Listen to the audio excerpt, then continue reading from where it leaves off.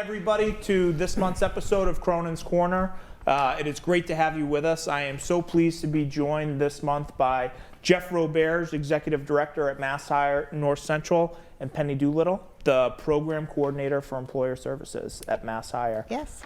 Senator, thanks so much for having us today. Thank you This both. is great. So I think this episode is airing in July, but today is June 1st. We are about to enter a championship series with the Celtics here. So Jeff, I'm going to put you on the spot. What's your prediction? Go there. Oh man. And there's a very good chance that when this airs in July, you're going to be wrong. So All right, no pressure. So no pressure. I'm going with Celtics in 7. I think it's going to be tight, but I think 7th game, 3 seconds left. Inbound pass. This could go viral. three point from the top of the arc. We're going to play this video over the winning shot. 3-point top of the arc. Celtics win by 1. There it is. You got it from Jeff Roberge. Celtics in 7. That's our episode for this month. We'll see you in August. Everybody be safe, and reminder: fireworks are illegal in Massachusetts. Right. No, but thank you both so much for joining us today. I think I talk about it all the time, but MassHire is the glue between developing a pipeline in our workforce to contribute to our local economy to make sure it's sustained and vibrant, and it's also creating pathways for young people to the middle class every day. So thank you for the work that you do to start. I appreciate that. Thank you Before very much. we kind of jump into the substance, Penny, can we start with you? Could Sure. you introduce yourself and just talk about your professional background and how you came to this position and in this line of work? Absolutely. So I am actually the newly named market maker for the Central and North Central region. So I have both the Worcester area, basically from New Hampshire down to Connecticut, in the center of the state. And my role as market maker is to actually be the connection point between employers, job seekers, and training providers and grant funding as well. So primarily working directly with the employers to let them know about the available ARPA funding, which is American Rescue Act funding, that's available to set up training pipelines. So that's my primary role as market maker, and then I work additionally with the training providers so that they'll be the ones to deliver the training that the employers are interested in doing, and then also working with the CTI graduates from Career Technical Initiative to be able to help them get placed into jobs in the area to help our employers fill those needs. So if you are an employer in North Central and you are frustrated because you cannot find a skilled workforce, you should call me. You should call Penny, Yes, right? Okay. absolutely. And before we go any further, can you just talk a little bit about the market maker model? Sure. And it's a new model. It's a right? very new model, brand new for the state. There are actually 7 market makers across the whole state, and each of us has a set number of regions that we work directly with. And so the market maker really is much like what we call a business services rep, which is directly related to working with the employer. The difference is market makers have a long-term goal in terms of helping them create pipelines of job seekers coming in to work for them, as opposed to a business services rep who's going to do their immediate hiring needs. So a business service rep is going to do job fairs. They're going to post open positions for an employer on JobQuest, the state database. My role is really more long-term. It takes several months to get a grant organize, figure out what the employer, help them to figure out what they want to actually teach or have taught, to connect them with the right training provider, and then have the training provider work with them to design the program, deliver the program, have MassHire help in sourcing job seekers, and then coming back in at the end as MassHire to help them get employed. It can't be that difficult because you did all that in one breath, right? It's simple. It's really simple. and as a legislator, and I am really proud of the funding that we've directed to workforce development to fund a model like this. But the real work is done on your level, and implementation and execution. Correct. What do you think are the biggest challenges as you stand up this model and develop these relationships and pipelines that you're going to face here in North Central? Great question. The biggest challenge right now is that pretty much every employer that I reach out to says, that's wonderful. We love that you have $200 million in American Rescue Act funding that you want to spend helping me train job seekers and create pipelines. The challenge is I'm already low staffed. So if I'm already hemorrhaging staff, I don't have enough staff to get my work done, I'm really not quite ready to talk about how to create a training pipeline, because I'm required then I have to Devote resources and staff to it. and I have to pull people off the floor when I don't have enough people right now doing the job.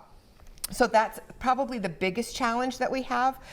It is starting to ease a little bit, but we could use a lot more job seekers. I have a lot of jobs that we would love to have people fill. A lot of openings right now. So if that's one of the challenges, what do you view as the real opportunity for this program to make to be impactful here in North Central? I think the real opportunity is to get people into some really well-paying jobs. A lot of these employers that I am talking to about creating training pipelines have some really great jobs with good salaries, living wages, benefits, all of those pieces. And so it's trying really to draw the connections. And I think the hardest thing here, the challenge, is getting to our job seekers, getting that word out that is exactly what we have available. They'll say, I can't find employment. I'm like, are you kidding? So working those pieces is really, really important. And what's your professional background? How did you come to this role here? I was a trainer for Talbots, for store managers across the country for many, many years. I fell into this job. I came in to actually try to get help on my resume because I needed a job. And Stacy Johnson, who's our Career Center operator, actually said to me, hold on, I need you to talk to someone. She went over to our former executive director, said you need to interview this person. I was interviewed the next day and hired 2 days after that. I was at the board for 5 years. I left as deputy director at the workforce board to basically do something else, and that something else was not something I was passionate about. And I happen to believe that the best work you can do is something that you really believe in and you're really passionate. So I was lucky. Job came open at the board, and Jeff was kind enough to hire me. So yeah, it's been great. I love it. We're so grateful to have you, Thank you. and so excited about this program too. I'm very excited. I just encourage any employers watching this, please reach out to me. I know you'll get my contact information, but if you don't catch it on the screen, just call the MassHire Center at North Central and ask for Penny Doolittle, and they'll put you in touch with me. All right, Jeff, who are you? Who am I? I'm just that guy. We only got 20 minutes. So I'm the executive director over at the MassHire Workforce Board down at Erdman Way. I've been in that role for, going on about 4 years now. Prior to coming over to the board, I worked for the Mass Rehab Commission. I was the West District Regional Director, so western part of the state, working for MRC in vocational rehabilitation. Spent most of my career working in career-related services for folks, primarily folks with disabilities. I worked at Seven Hills Foundation for many, many years. So I'm somebody who has a passion for workforce development, for making sure that people of all different backgrounds, experiences, abilities have access to good paying jobs and healthy community and family and ultimately hope. So my job is to help connect the dots, get people to work. So our last guest here on Cronin's Corner was Bruce Platzman, who's the former CEO, now the chairman of AIS, and one of the region's largest employers. Over 800 people at his advanced manufacturing factory in Leominster. And the message from him is the same message that I know I get everywhere we go, and it doesn't matter what industry we're talking about. People, employers of every size, small, medium, large, are desperate for skilled workforces to come and join them. Absolutely. And they don't know what to do. They're wit's end, and it is absolutely a crisis. There are so many things that triggered it. The Great Resignation at the beginning of COVID, the mass unemployment, and just people who haven't rejoined the workforce yet. So I know from my perch in the legislature and in the Senate, we hear this, and we have committed some really significant resources to provide some relief to our industry and our economy here, not just in North Central, but across the state. So could either of you just help frame, as people who have been in this space for a number of years, the amount of resources that state and the feds are dedicating to workforce development compared to 5 years ago or 10 years ago? It's unprecedented. I mean, quite frankly, when we started looking at the additional ARPA funding that came through, along with what historically has been workforce training dollars that have come from various parts of the legislature and line items, you're talking about initially it was $104 million, $50 million on the federal side, and I think 54 on the state side, upwards of $205 million being put into workforce development systems. And you're talking about your career centers, you're talking about your grant-funded training programs, you're talking about your expansion into the Career Technical Initiative, which is embracing the notion that our voc tech schools can operate throughout the day. After 2 p.m., After right? 2 p.m., Yep. Engage adults, young folks in opportunities in the trades. So that was born of the adding on of a market maker role to really make sure that our employers not only in this region but across the state can have a direct point of contact to get information on how to access this funding. Majority of this funding goes towards workforce training. So what does that mean for the folks out there, right? From a workforce board standpoint, our goal is to make sure that we sit down with our training providers like our community colleges, like our voc tech schools, like our high schools, and analyze our labor market data, identify what our priority industries are in this region. And what are they in North Central? So in North Central, we're looking at healthcare-related occupations, which are across the state. We're looking at advanced manufacturing or manufacturing-related occupations, transportation and logistics, trucking, warehousing, and then we're also looking at, to some degree in this region, education and IT related. Now, IT is going to fall a little bit closer to Boston, but certainly, we're seeing more and more need for people to enter into education-related careers. Not only from we build these training programs, we need trainers to train, but also you speak to our high schools, we need that next generation of teachers to step up, to come into the system.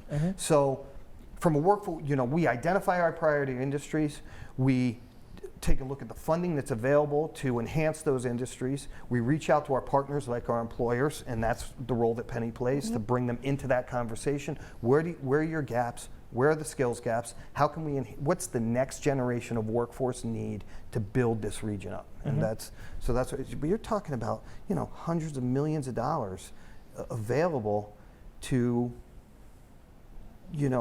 invest in the future. Invest right? in the future. Absolutely. So I'll give you the same question that I gave Penny.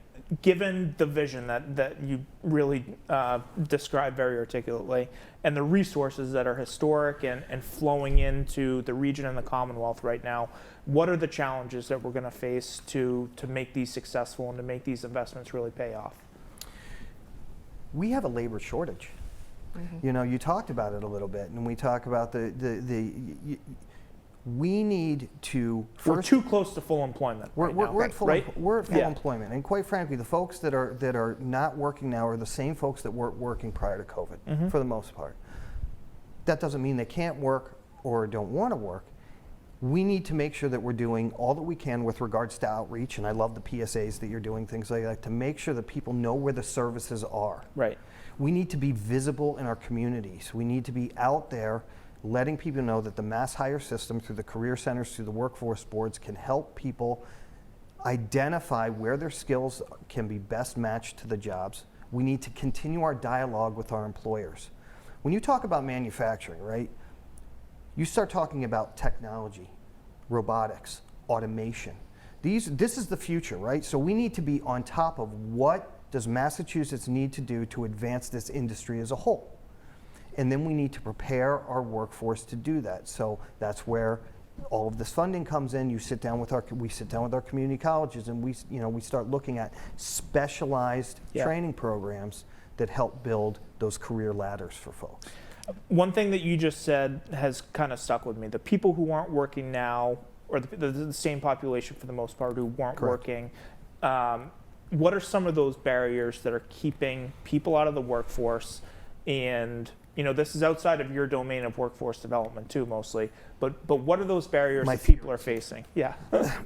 And Penny, please feel free as well. I think in some cases you have a history of folks who have sort of been wrapped up in the system, right? It's this ongoing access to unemployment-related services. So it's sort of this historical, for these folks, It's sort of how they've been able to get by, and there's a lot of safety nets involved with that.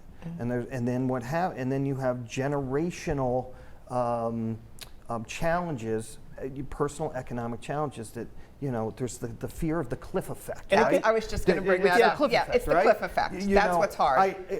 I am able to sustain my lifestyle based on the benefits that I'm receiving. I'm able to support my family just barely. I'm in a housing situation where it may be subsidized or maybe not, but if I take that job, and all that's at risk. Yes. All that's at risk. Yeah. So there's a challenge. That's not everybody.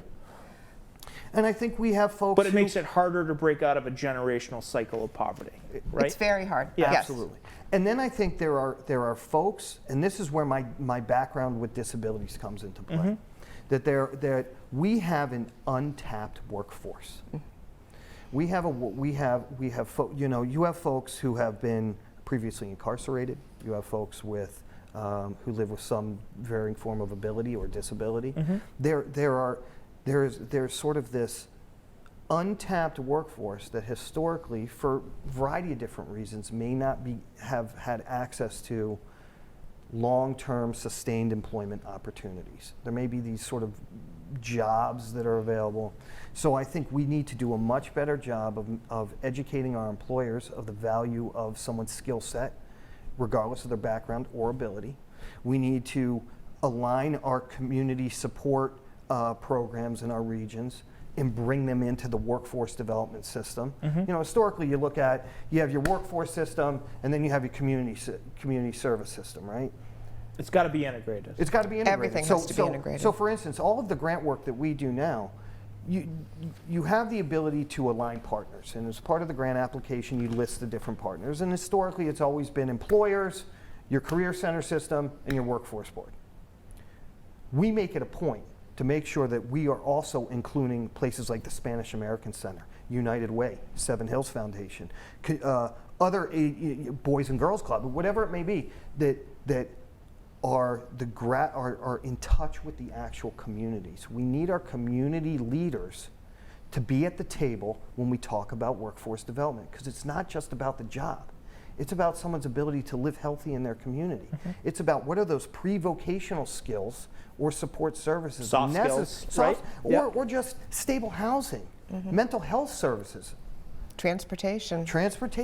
So if we are truly going to build sustained employment opportunities and long-term partnerships with our employers, it has to involve our community as a whole, our workforce system as well as our community service system. So, can you talk about career technical institutes, the genesis of these programs, and how they're coming up and manifesting themselves here in North Central, and the opportunity to grow and expand the model? So the Baker administration made it a priority to make sure that there was an enhancement and better utilization of our vocational tech schools. And there was, I think originally it was $6 million, and I can't remember off the top of my head now, 14, 12, it may be even higher. In the budget that the Senate passed last week, it's $15 million. 15 million. Yeah. So, and we'll probably we'll probably be 20 for next fiscal year. So the original notion was that we have these amazing facilities across the Commonwealth that have the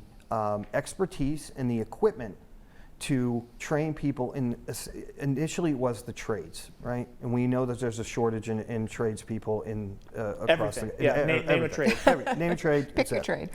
So the notion was that that the schools would then open into 3 different shifts, I'll call them. So you had the traditional, the students are at the Voc Tech schools in the morning.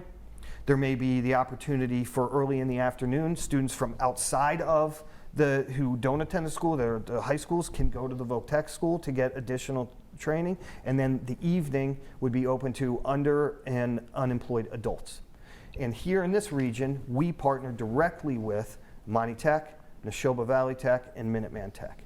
And we focus on things like HVAC, advanced manufacturing, plumbing, welding, automotive technician. The notion is that these are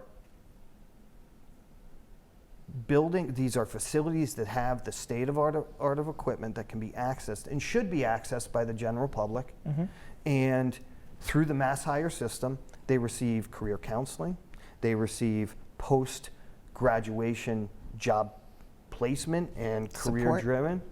They have now the addition of a market maker who is also positioning with employers to be directly connected to these programs, these CTI programs. The CTI grants are rolling, so there's opportunities for existing voc tech schools who haven't engaged in offering these services to get in and do it and offer programming, and there's an ongoing funding to keep these cohorts going. It's been incredible. It's exciting. So we're going to be able to see programs become successful and double down on those investments. I know we were at a brief, it was probably a month or two ago, and you said since January, 40 people in North Central had been through a CTI program. How do we scale that? And how do we make that number 400 over the next fiscal year? I mean, how do we build up and just broaden and expand these pathways? I think one key factor will be, as CTI evolves, that there will be the allowance for additional training pipeline opportunities. It was targeted for the trades, right? Because that's the highest priority. I think that as the program continues to be funded, expanding into other occupational sectors, that will provide additional opportunity for folks to engage in these programs. We also need to, and I'll take a step back to the education piece, is acquire more trainers.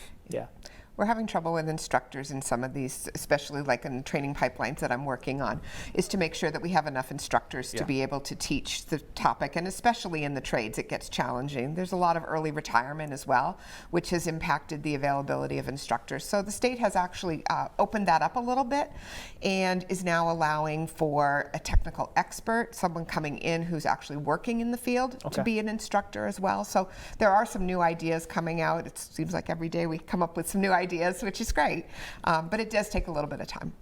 Can you talk also about the role that innovation pathways and programs in our comprehensive high schools, like Fitchburg and Gardner specifically, the role and the opportunity that those programs have to create pathways into the local and regional economy? These are foundational and paramount programs for young folks to get exposure to priority industries in the region. They are opportunities through funding for our comprehensive high schools to get access to equipment through capital skills grants, through innovation pathway programs, to bring industry recognized state-of-the-art equipment into the high schools and offer students the opportunity to learn those skills while partnering with employers in the region for internships, the ability to then engage directly with employers on the skills they're learning in these high schools. It offers the opportunity, and I think I heard Bruce talk. I heard you and Bruce talking about it in your earlier segment. The opportunity for students to be exposed to not only pathways that lead to college and a four-year degree, but the opportunity to be exposed to a variety of different industries that are meaningful and necessary for the region, and offer the opportunity for these folks to grow up in their communities, become part of their communities, raise a family, buy a house, and truly pursue what we know to be high demand, higher paying careers.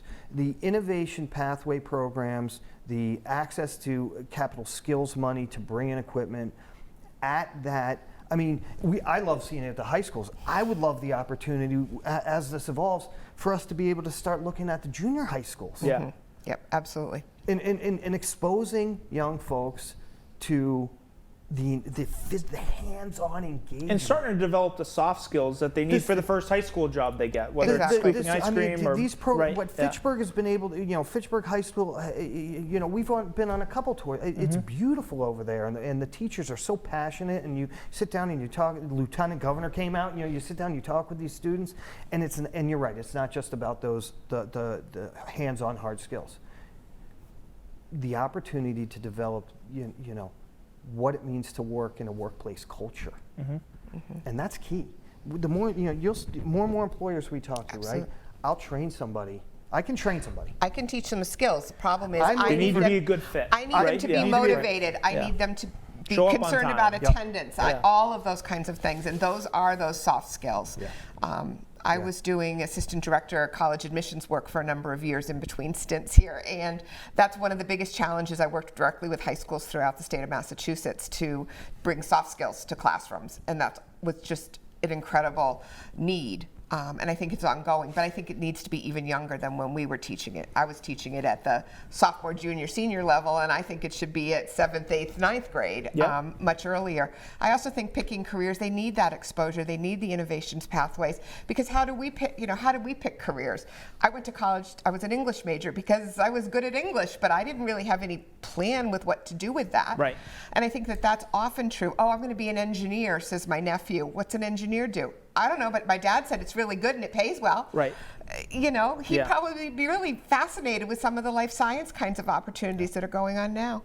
So one thing that I'm really proud of that we did for Innovation Pathways in the budget that we passed last week in the Senate, so we increased the statewide line item was $600,000 last year. It's going to be $4.8 million this year, That's which I think amazing. is Amazing. It's another Congratulations. example of doubling down on these types of programs, doubling down and exponentially growing these things to create more of these kinds of opportunities and dedicate more resources I mean, it to really it. is the next generation of workforce, right? It is. Right? You start there. Right.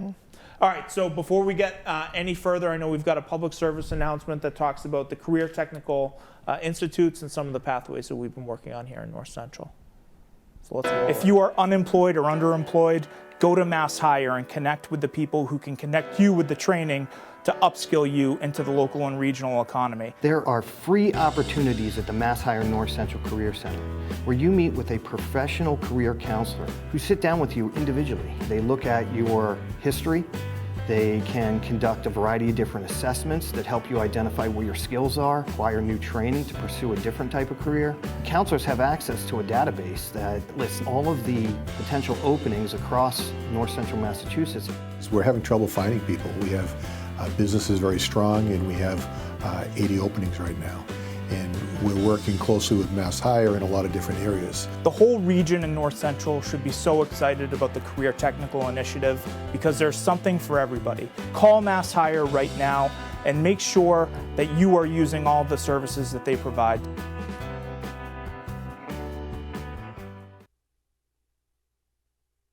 To find a point on this, who is MassHire for and who should be reaching out to you, Jeff, and to you, Penny?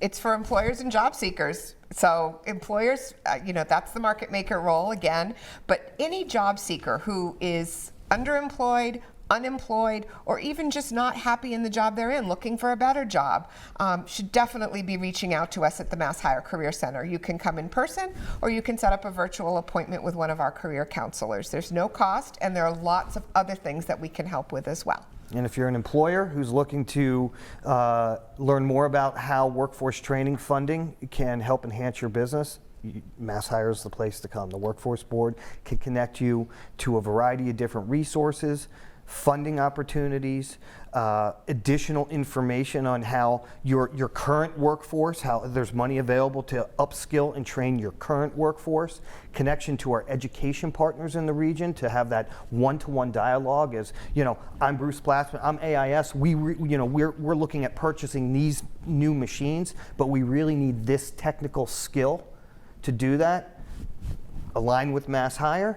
Sit down with a training provider And let's build it out. Let's build it out, Right. and then bring Exactly. it directly to the job seeker with the career centers who get that career counseling, and then full circle, right back to work at AIS. Very good. So Jeff, Penny, thank you so much for being on the show today. Senator, thank you. And thank Thank you you. very much. I mean, both of you do God's work, and it's so important to the people who are in this region and the future of our economy. So I just want to say thank you from the bottom of my heart for everything you do to help both our employers and our job seekers. Thank you. It's my Senator, pleasure. thank you. Thank you, and, Senator. And thank you for the work you do. You have been the advocate of all advocates for Trying. workforce development. So You know, I want a second invite back to the workaround. I want to come back. And, You come back to the workaround. Yeah, they say, you've made it once you get on the workaround once, but when you get on the workaround and Gardner Access TV It'll twice, you've really It arrived. becomes a series. It That's just right. is. You know, That's right. Syndicate. All right, everybody, that's our show for this month. We'll see you in August. Be safe and enjoy the closing days of summer.